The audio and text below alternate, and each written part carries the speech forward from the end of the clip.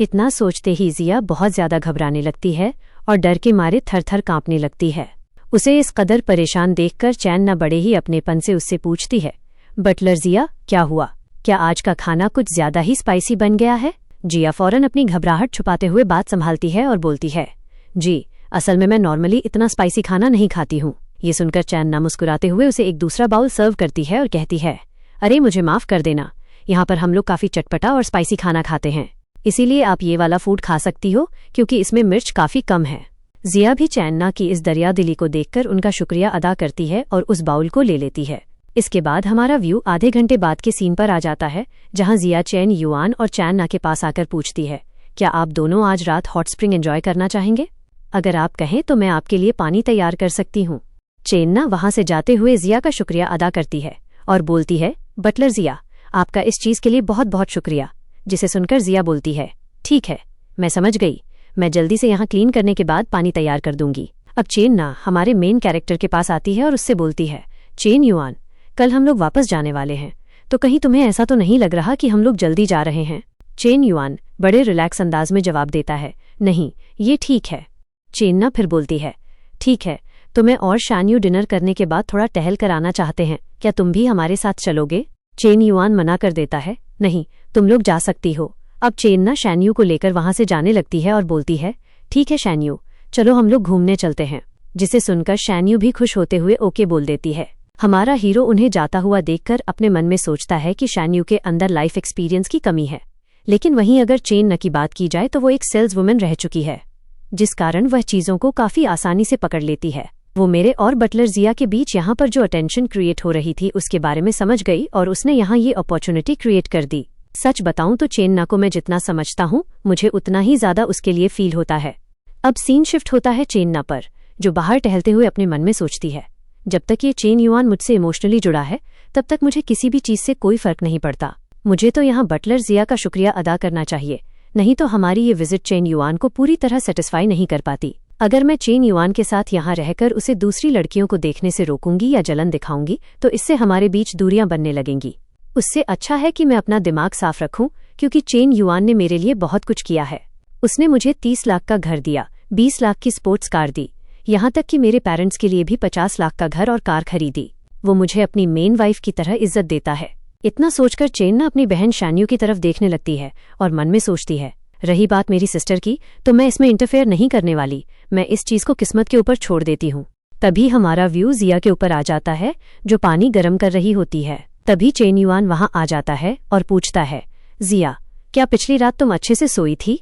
जिसे सुनकर जिया भी हाँ बोल देती है।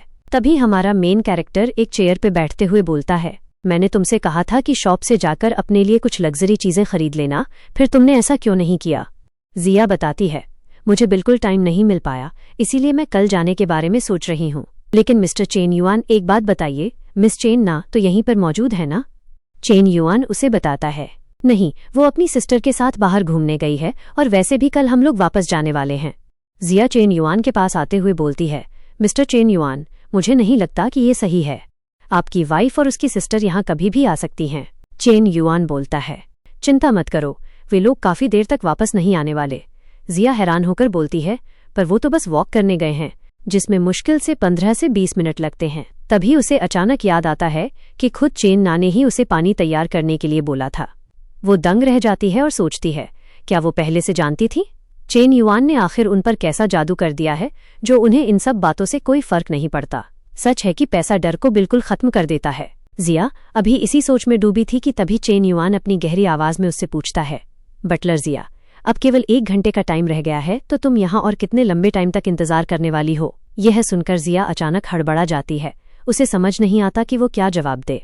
उसके चेहरे पर घबराहट और शर्म साफ देखी जा सकती थी। इसके करीब 40 मिनट गुजर जाते हैं। चेन युआन अब बड़े आराम से बात ले रहा होता है।